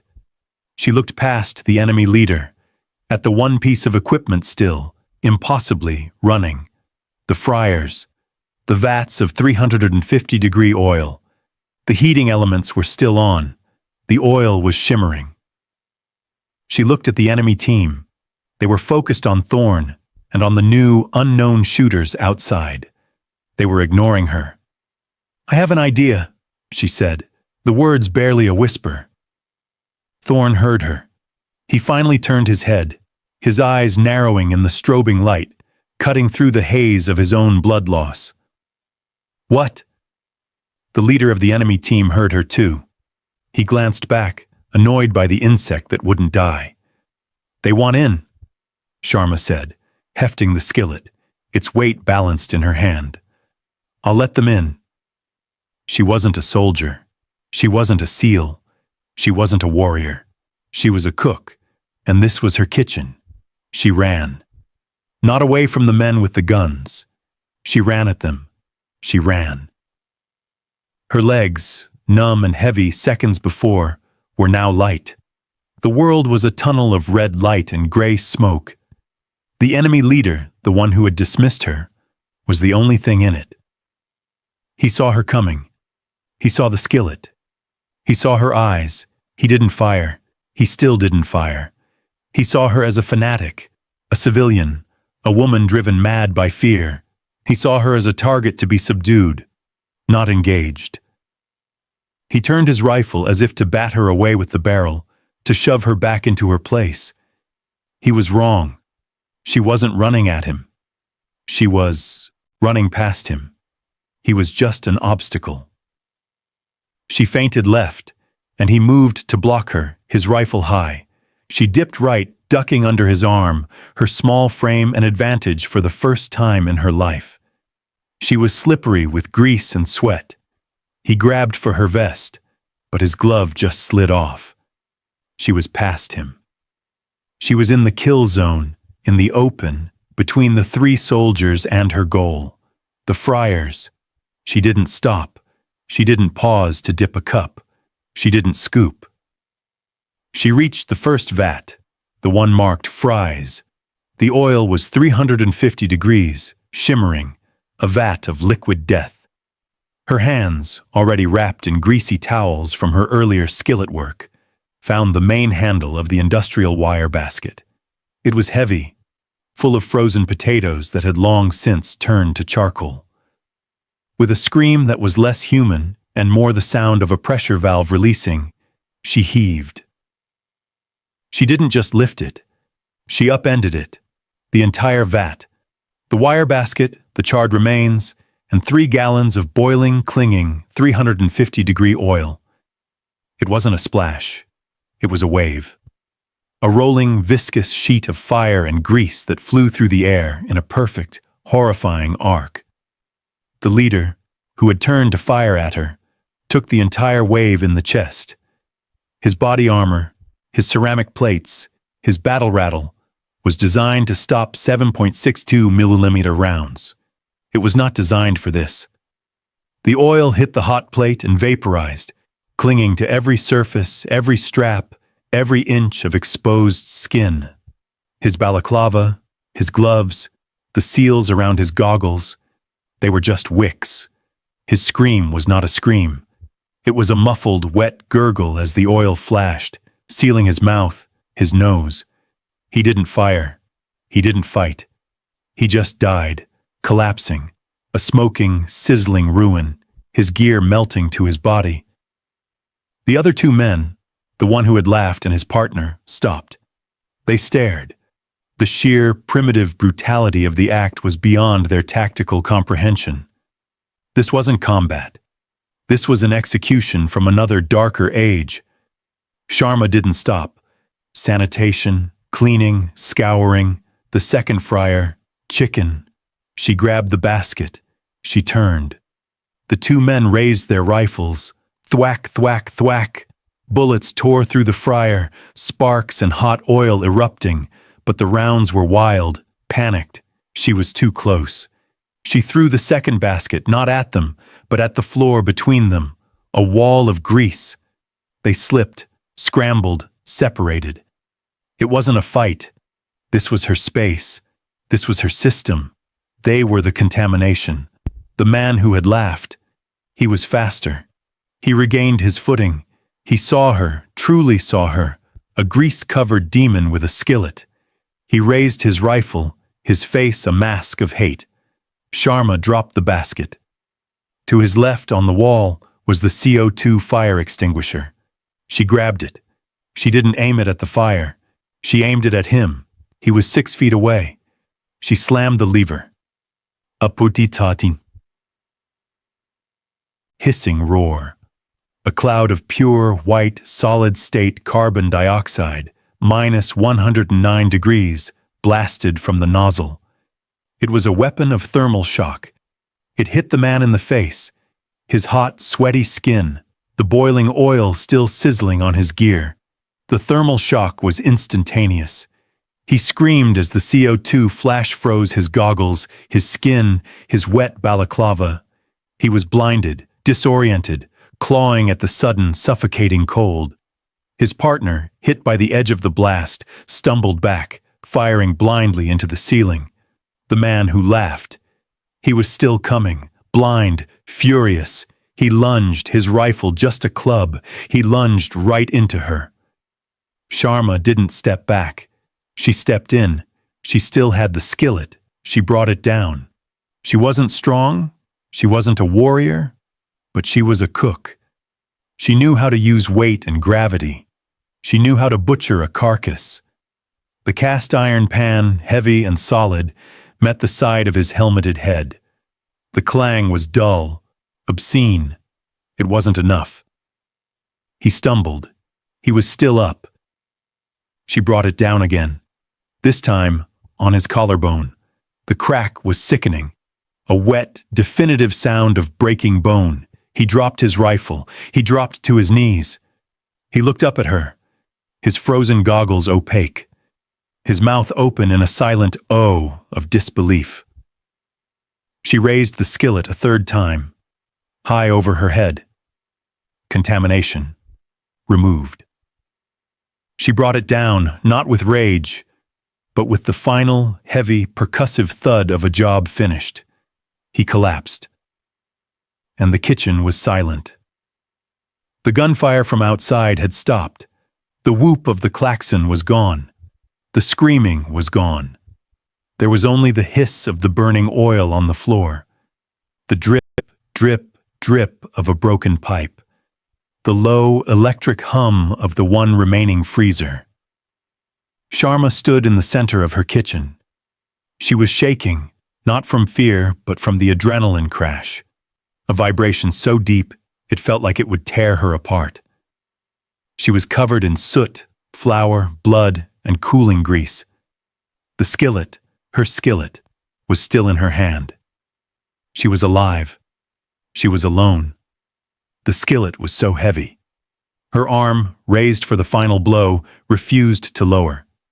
It was locked, a statue of iron and shaking sinew. The silence was a physical weight, pressing in. The fires were low, just a sullen hiss as they met the pools of foam and water. The air was a toxic soup. Burnt oil, burnt plastic, copper, iron, and the sweet, cloying smell of scorched flesh. Sharma stood, her breath a ragged, tearing gasp. Drip, drip, drip, a broken pipe somewhere. The sound was too loud. Her body was a single, massive tremor. She was vibrating, the adrenaline having nowhere left to go. She looked at the man at her feet, the one who had laughed. He wasn't laughing. She had done this. Not a soldier, not a warrior. A cook. This was her kitchen. Thump. Clank. Thump. A new sound. Her head snapped up. Her eyes, gritty and burning, tried to focus on the new breach, the one the enemy had made, the one that led to the main compound. The sounds were not the panicked crunch of insurgents. They were heavy, measured, organized. The clank was gear. The thump was boots. American boots. Or was it? Her mind, overloaded and paranoid, couldn't tell. They're professionals.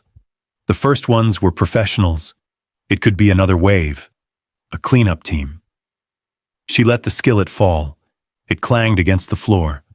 Her hands were empty, useless. She looked around. The pistol was gone. The oil was spent. The flour was a blackened paste. She was out of tricks. Thorne. Evans. A new, duller adrenaline surged. She wasn't a fighter anymore. She was a guardian. She scrambled back to the steel barricade. Thorne was still out. His breathing was shallow. Evans was the same. A gray ghost. She crouched over them, her small body a useless, trembling shield. She grabbed the first thing she could, the empty 2-liter steel measuring cup. She held it up, her arm shaking, a pathetic, ridiculous weapon. "This is Specialist Sharma," she tried to yell. Her voice was a cracked, dry whisper. "I'm in the DFS. I have two wounded." No response, just the steady, approaching thump, clank, thump. They were at the breach. She squeezed her eyes shut. "I'm just a cook. I'm sorry." "Lights!" The voice was pure Midwest American. It wasn't Thorne. It was new. A dozen high-intensity flashlights cut through the smoke, their white beams so bright they were physical. They pinned her, a rabbit in a cage of light. Sharma froze, her arm still raised, holding the steel cup.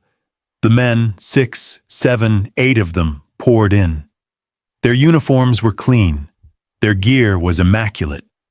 Rangers.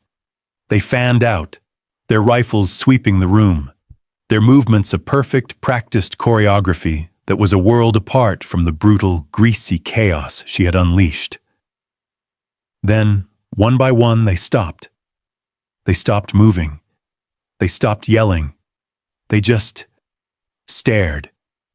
Their beams swept from the man with the burned foot, to the man with the shattered pelvis, to the smoking, melted ruin by the friars, to the man with his head caved in at Sharma's feet.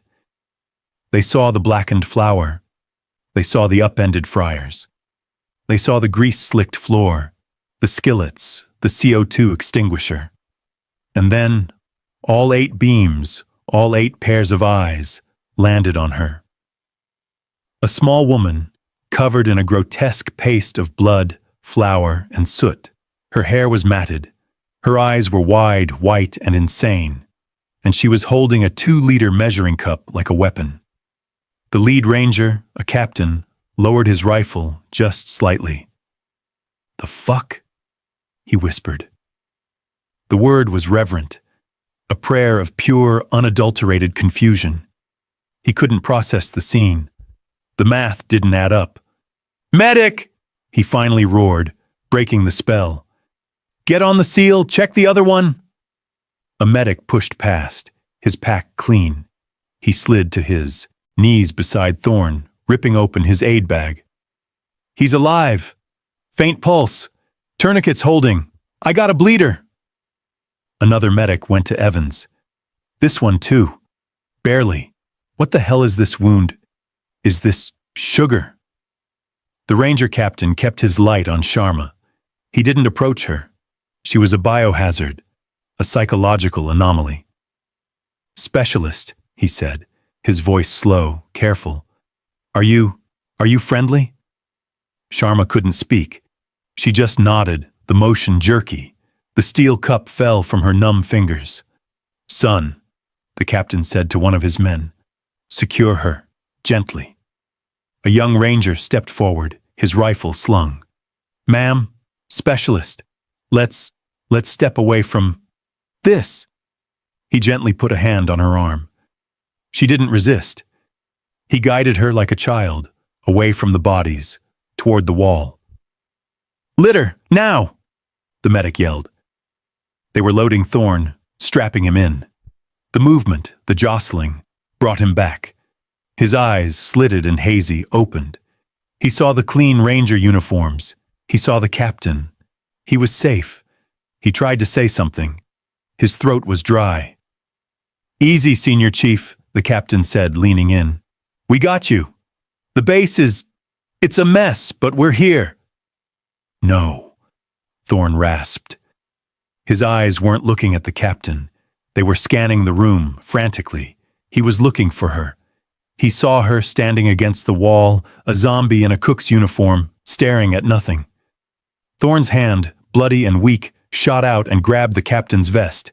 He pulled him close. "Her," Thorne gasped, the word a desperate, dying wish. Not me. Her." "Who, Chief?" "The cook." His eyes rolled, but he fought. She held. The ranger captain looked at Thorne. He looked at the carnage. He looked at the small, shaking woman by the wall. The math still didn't add up, but the equation was written.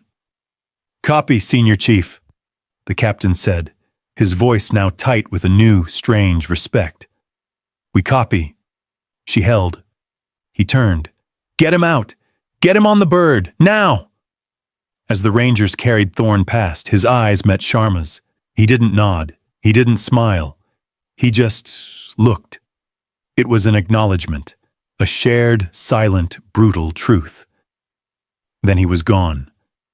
Sharma was left, standing against the wall, as the rangers, the real soldiers, moved through her kitchen, tagging bodies, securing the scene, their voices a low, professional murmur. They gave her a wide berth. She was an alien, a thing they didn't understand. She slid down the wall, her legs finally giving out, and sat on the greasy, bloody floor. Alone. Dawn came, not as a sunrise, but as a slow, gray dilution of the dark. The storm had broken, leaving a cold, wet morning that filtered through the new, jagged holes in the kitchen. Sharma sat on the floor, her back against the only undamaged wall. She had not moved in hours. The rangers had given her water. They had tried to talk to her. A young medic had wanted to check her for wounds, but she had just stared at him, her eyes blank, until he too had backed away, unnerved. The kitchen was now a crime scene. Men with clipboards and cameras were moving through it, their voices low and professional. They were taking notes. They were trying to build a narrative, to translate the untranslatable carnage into the clean, sterile language of an after-action report. She heard them.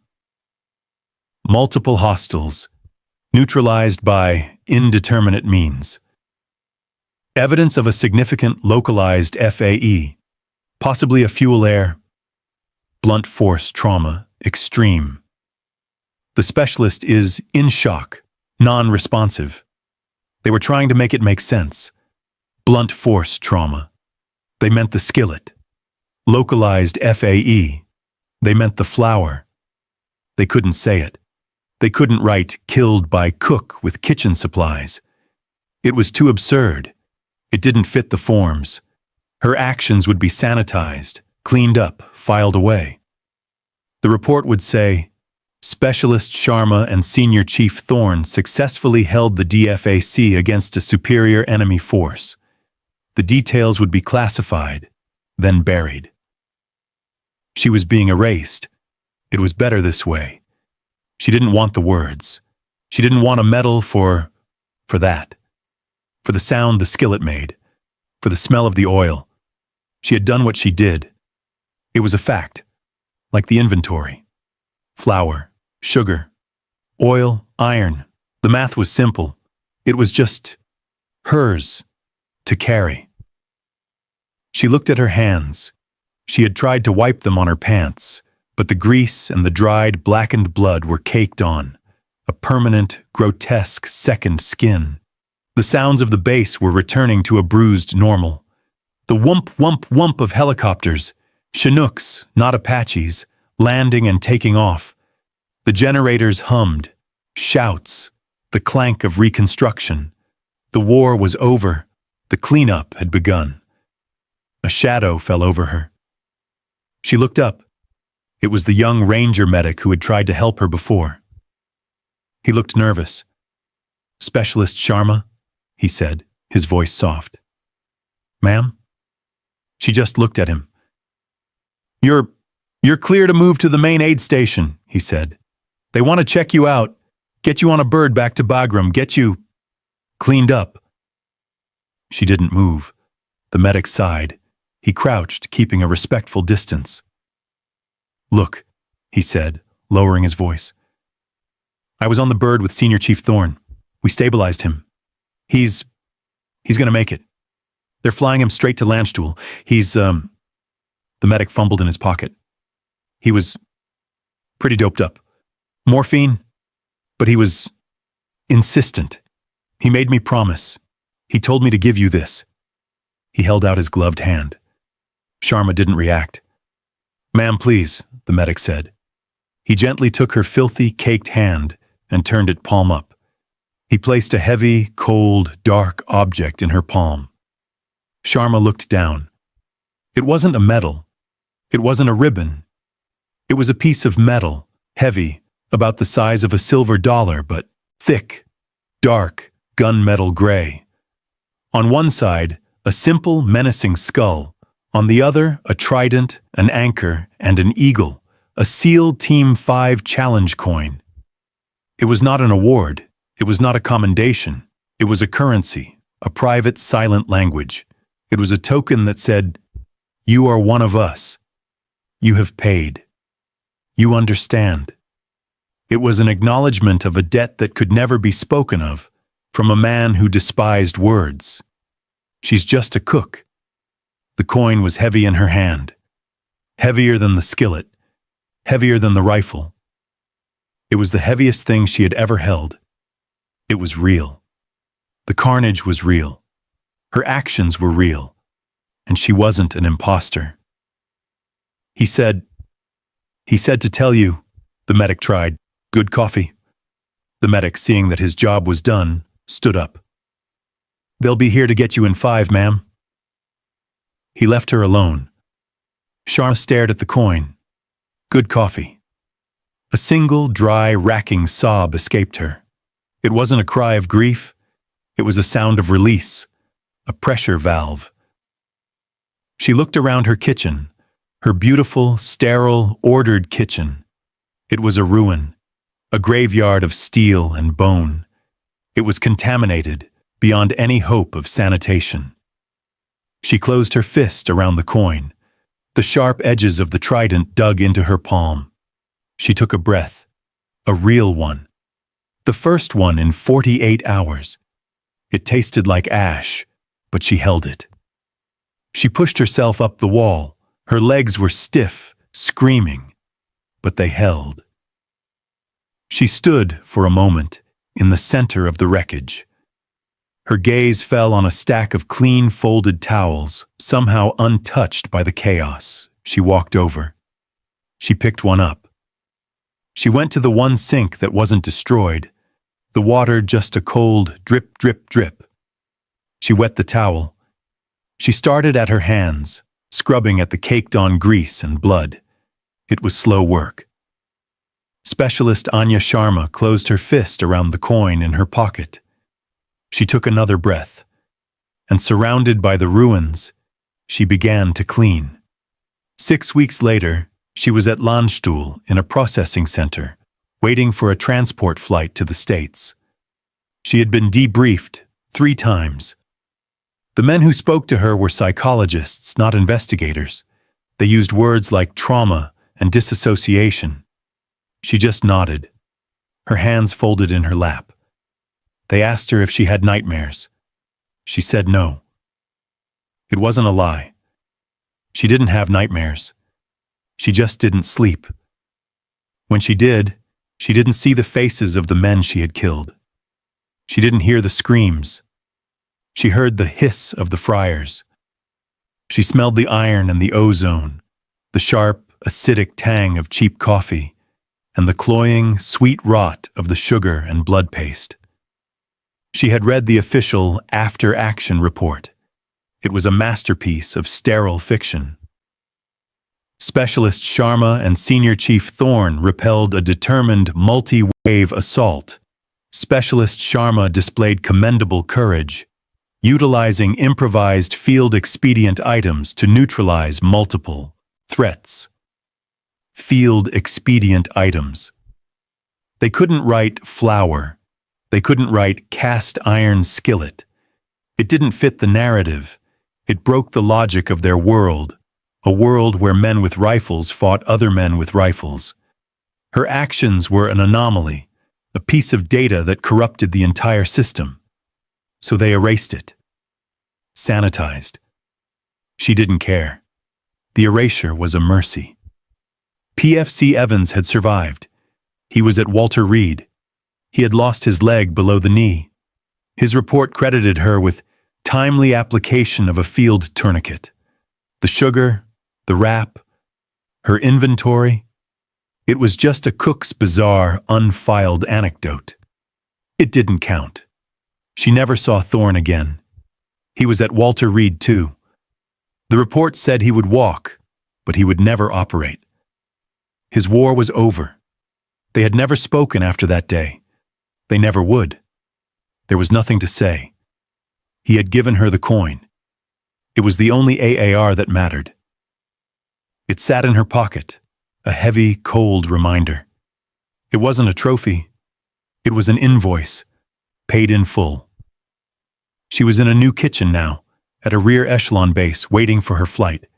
It was clean, sterile. Everything was in its place. She had volunteered for the shift. She needed the shift. She was chopping onions, her knife work precise, rhythmic, perfect. Thwack, thwack, thwack. It was a sound of order, a sound of control. A new PFC, fresh from the States, was next to her, frying potatoes. The hiss of the oil was loud. The PFC was careless, spattering grease on the steel. Sharma stopped. Her knife was still. She could feel the coin in her pocket, its serrated trident edge pressing against her thigh. Grit. Everywhere. "Clean it up, Private," she said. Her voice was quiet, but it was not the voice she'd had before. It was flat, cold, heavy. The private flinched, startled by her tone. It's just a little grease, Specialist." Sharma put her knife down. She turned and looked at the private. She looked at the spattered oil, a chaotic, random pattern on her clean steel. "There is no just a little," Sharma said, her voice a dead-level whisper. "There is clean, and there is contamination. Nothing in between." The private stared at her, seeing for the first time, not just a cook, but something else. Something he couldn't name. Something that frightened him. "Yes, specialist," he said, grabbing a rag. Sharma turned back to her onions. Thwack, thwack, thwack. The world was built on a fragile, paper-thin layer of order. She knew that now. She had seen the chaos that waited just beneath it. The official reports could say what they wanted. The medals could go to the men with the rifles. It didn't matter. They were fighting one war. She was fighting a different one. Theirs was a war of noise and flags and glorious, loud sacrifice. Hers was a war of silence and inventory and the endless, thankless, quiet fortitude it took to hold the line. To keep the steel clean, to impose order on the grit. She finished her prep. She wiped down her counter until it gleamed. It was spotless, but the coin was still in her pocket, and her hands, no matter how hard she scrubbed, would never, ever be clean.